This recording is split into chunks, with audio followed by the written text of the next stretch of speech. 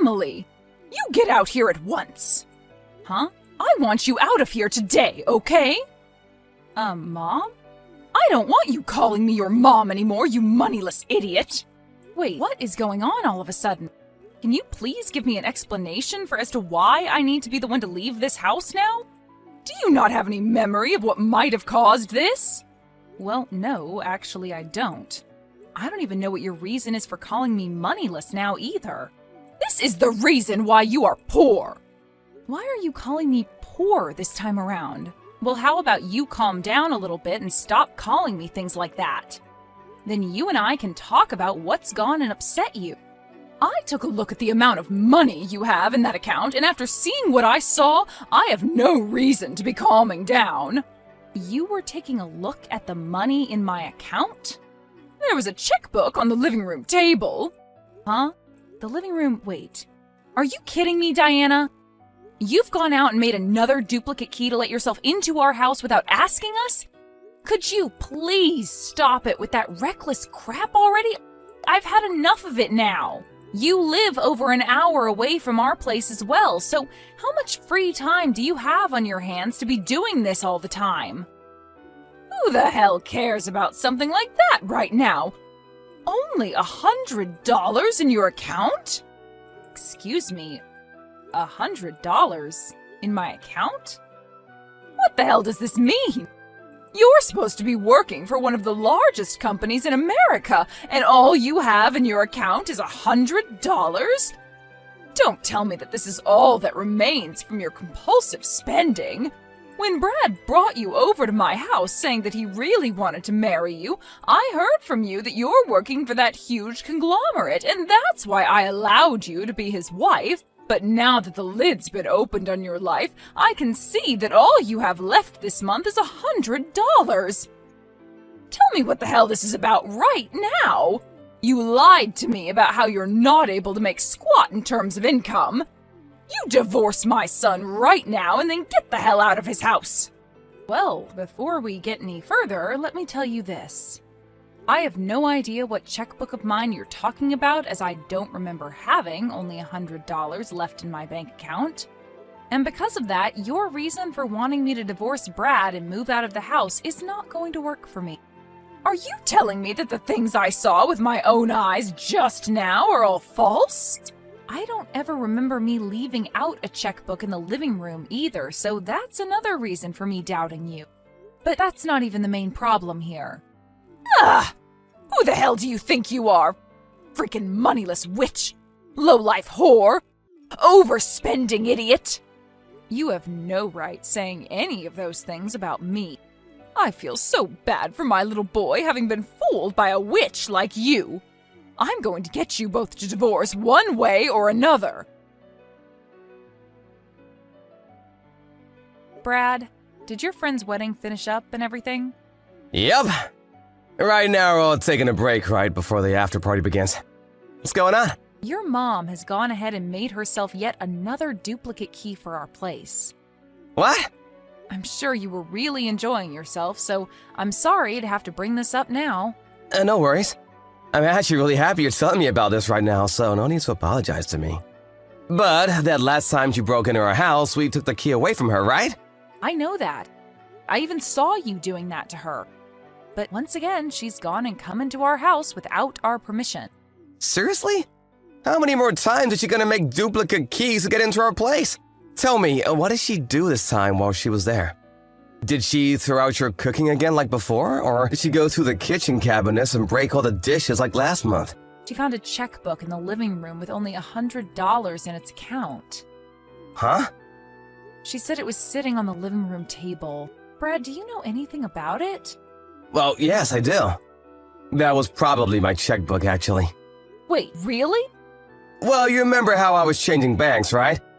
During that time, I had to transfer pretty much all my money from my old account into a new one. So, in order to not have the old account close on me yet, I left $100 in there so that the bank wouldn't get upset with me. And well, in this day and age, we don't really need checkbooks anymore, right? So I must have just set it down there on the table and forgot about it. I see. That's why that old account only has $100 left in it. That's right. And as I was on my way to the wedding this morning, I was looking for a gift bag to put the present I got my friend into, and so I was shuffling through all the drawers trying to find one. And well, while that was going on, I happened to actually find that older checkbook, and that's probably why I ended up putting it on the table and never placed it back into the drawer. I was in a hurry, right? So I just left it there then. Now things are starting to make sense. I was wondering why I would have even pulled that old checkbook out in the first place, and now I remember what happened with it. See, I kind of get it now. Right now, I'm still on my way home from the business trip I've been on, so I haven't had any way of telling what all happened within the house while your mom was there. I'm sorry that leaving the checkbook out like that caused so much trouble for you. I'll talk with my mom about this. Yes, please do. Hold on a second. What's up? With what's happened here, don't you think we can use it to our advantage? What do you mean by that? Remember the last time my mom came in by herself with that duplicate key she made? That we talked about how horrible that was for us? You're talking about that conversation? Yep. I was actually being serious about all I was saying, so what'd you think? Good point. If you really are all right with going through with something like that, then by all means, let's do it. Well, there we go then. I know this is only going to cause a bit more trouble for you, so please forgive me for the time being. No worries, Brad. I trust that you'll be able to handle this for us. Thank you. And we're both back at the house? Let's get our brains together and perfect our plan. All right. Emily, I'm sure by now you've started to come around to listening to what I say, right? I saw on the living room table a couple of divorce papers, and on them were yours and my son's signatures. Huh? Diana. Once again, you've come into our house without our permission. This is not about that. What this is about is you getting divorced from my son, right? I think me talking to my son about how you only have $100 left to your name in that account really ticked him off. I see. So you told him about that then? Well, then you must be aware of this. That happened to be your son's checkbook that was on the table. Stop lying, you moneyless witch! Ugh. I'm not lying to you right now, though. The fact that you're blaming me over something like that without even checking the name on the checkbook first shows me a lot of warning signs about you. And Brad was saying the same thing you are now, trying to cover for you overspending all the time on yourself. But seeing now that there is divorce paperwork all filled out on that table from you two, my words to him finally worked their magic. And the reason they finally worked is because I'm right. So you, being the moneyless freak that you are, need to hurry things up and leave my son. Is that right? Well, this was supposed to be my final warning to you. Warning? You don't seem to care at all about your son and only want what's best for yourself, since you're not even listening to what he's been trying to tell you. Huh? Well, I've had enough, and I am no longer going to try and tell you off. Goodbye. What the hell are you talking about? Well, whatever. You guys are already getting a divorce now, so I don't give a crap what happens to you after. I'm looking forward to seeing my son come back home to me again after this. I'm going to clean his room up right now for him, so that when he comes back to me, he'll have a lovely room to sleep in. Emily, I just finished work. Good work today. I took a look at those screenshots you sent me of that conversation with my mom. I guess she really isn't listening to either of us, just as we thought she'd do. Seems that way. I was really trying to give her one last chance by telling her the truth straight up, but I guess she doesn't even trust my word. She's been that way for decades now, but I guess even time couldn't fix it for her. If anything, it's only made her worse, to the point that even I can't handle it anymore. Brad, are you going to be okay? I understand what's going to happen here, but she is your mom, right? Are you really sure that you're okay with what we're about to do? Yep. And you really don't have to worry about me because I'm all for this.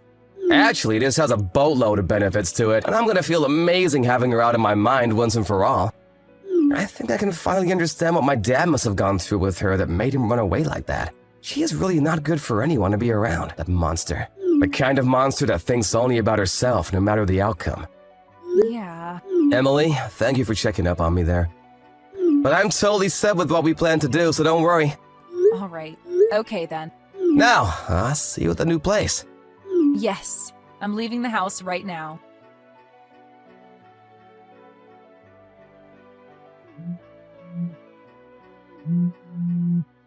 Emily, what the hell is going on here? You were supposed to be leaving my son once and for all with that divorce, but my son has still not come home to me.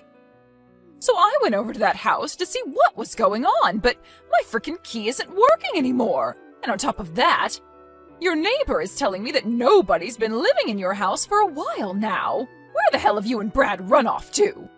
I want my Brad back right now!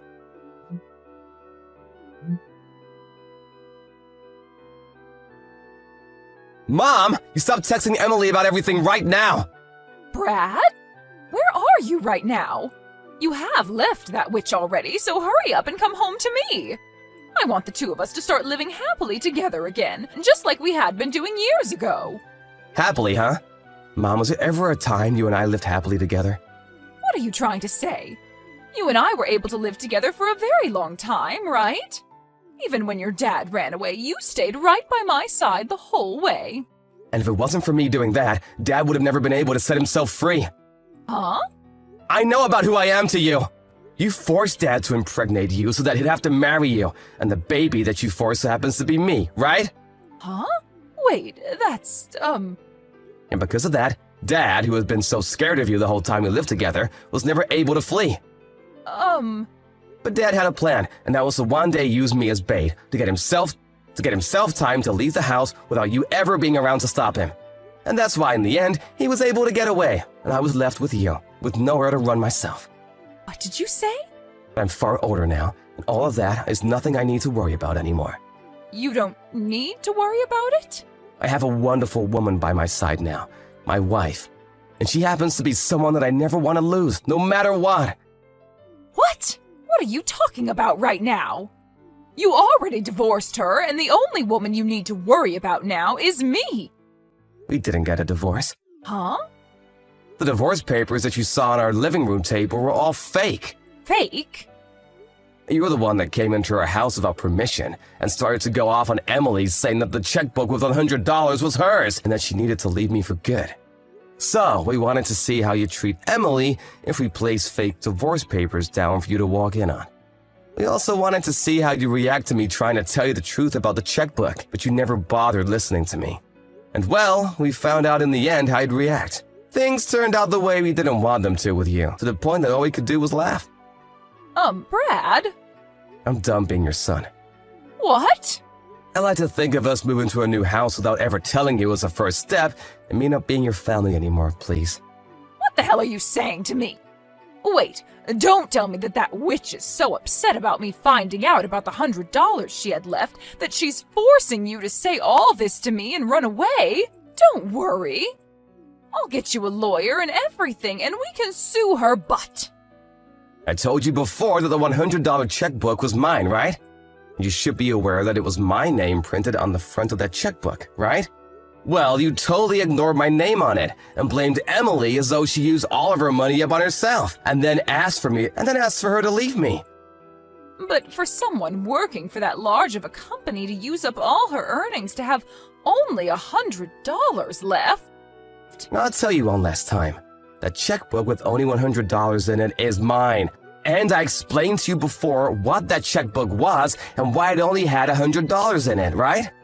The fact that you're acting as though I never told you any of this. Do you have any idea how I'm feeling about that? Brad?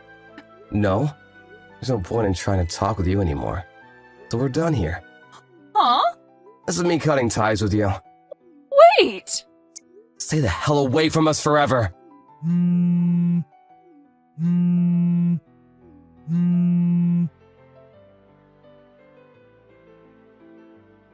Right after Brad said goodbye to his mom, we both went ahead and changed our phone numbers.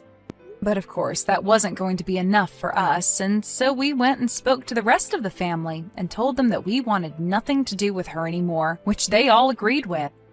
And after we felt secure that she wouldn't ever be able to find us, Brad started trying to get in touch with his dad again, who apparently moved to England. There he happened to open a store of his own, which he's running.